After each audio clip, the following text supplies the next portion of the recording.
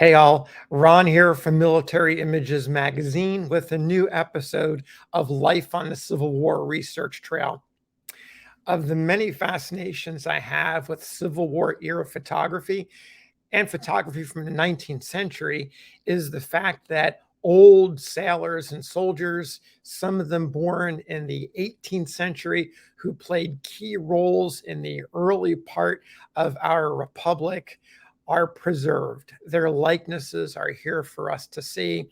And so when I saw this portrait show up on a Civil War dealer's website not too long ago, I couldn't resist it. He is George Campbell Read, born in Ireland about 1787 or 1788. And he's pictured here in the full dress uniform of a naval officer in 1861, probably 1861, maybe in early 1862, when he was in his early to mid 70s. You can see the chapeau, you can see the dress sword. He has his the full regalia, right? All the stripes on his cuffs to the max. And George Campbell Read deserved all of this. He, at this time, was in the Navy for something like 50 years, a half a century. And he is best known for the early part of his career during the War of 1812, when he was a third lieutenant.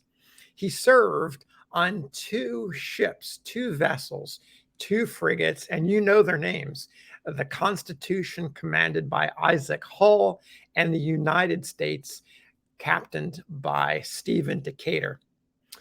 Now, there's a great account of the Constitution's great fight in August of 1812 with the Guerriere, a French ship that was converted to a British ship. The account appears in an 1847 book by acclaimed American writer James Fenimore Cooper.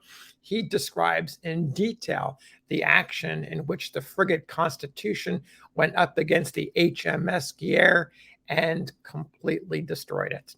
So there's a lot of detail that goes into the broadsides and the raking fire as the two ships were moving about each other about 400 miles southeast along the Nova Scotia coast on this summer's day in 1812.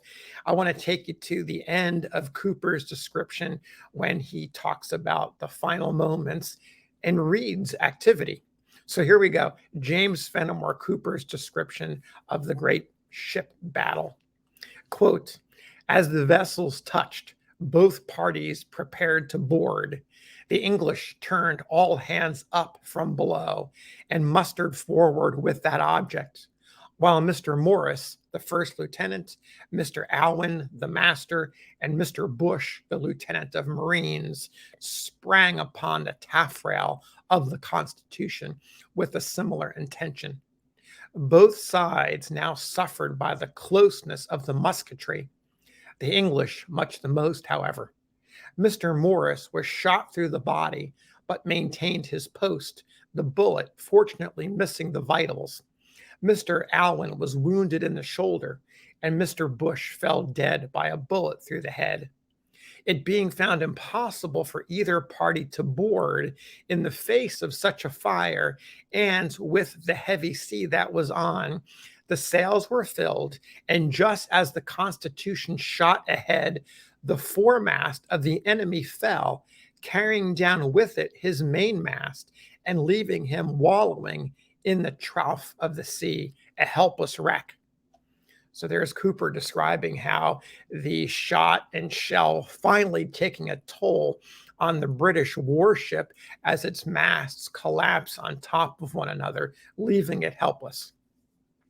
Cooper continues his narrative, quotes, the Constitution now hauled aboard her tacks, ran off a short distance, secured her masts, and rove new rigging. At 7, she wore round, and taking a favorable position for raking, a jack that had been kept flying on the stump of the mizzenmast of the enemy was lowered. Mr. George Campbell Read, The third lieutenant was sent on board the prize, and the boat soon returned with the report that the captured vessel was the Guerriere, 38 guns, Captain Dacres, one of the ships that had so lately chased the Constitution off New York. So there you have Cooper's description of the Constitution and young lieutenant, must have been in his early 20s, Read, going over to the ship, the destroyed ship, finding out what was going on and basically accepting its surrender. So if that wasn't enough, all of this is August of 1812. Read leaves the Constitution soon after with new orders to join Stephen Decatur on the United States. In late October, he finds himself in around the Azore Islands on board the United States when Decatur and his crew see a British vessel off in the distance. And of course, they give chase and they wind up engaging in another battle. This time it's with the HMS Macedonian. The combat ends similarly as it did for the Constitution and the Guerriere. The Macedonians' masts are destroyed and the ship has to surrender.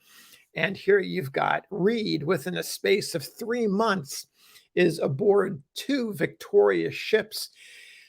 And for his gallantry, Read is presented with congressional silver medals from a grateful government. So imagine this Irish American within the space of 3 months has participated in these great actions in the War of 1812. Read goes on around the world on numerous adventures. There's a book written in 1840 called Around the World that tracks one of his global voyages. He later, in the mid 1840s, finds himself at the Naval Yard in Philadelphia, where he's part of a board, the president actually, of a board of the Midshipmen's Examination Board. And he recommends the establishment of, you guessed it, the Naval Academy at Annapolis. So he plays a key role in the establishment and the organization of what we know today as the Navy Academy. So he has that as well going for him.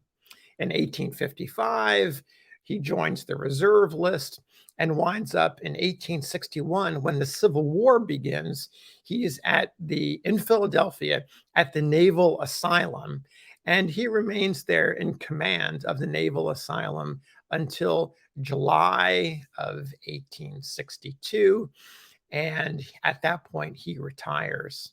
A month later, in late August of 1862, as the Confederate Army is victorious at the Second Battle of Bull Run, and General Lee and the Army of Northern Virginia are about to move into Maryland as part of the campaign that ends at Antietam.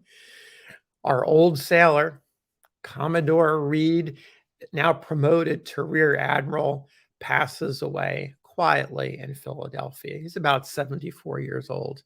And with that ends the life of an old soldier, an old sailor, and a hero of the early Navy. So that's it. Take care. We'll see you on the trail in our next episode.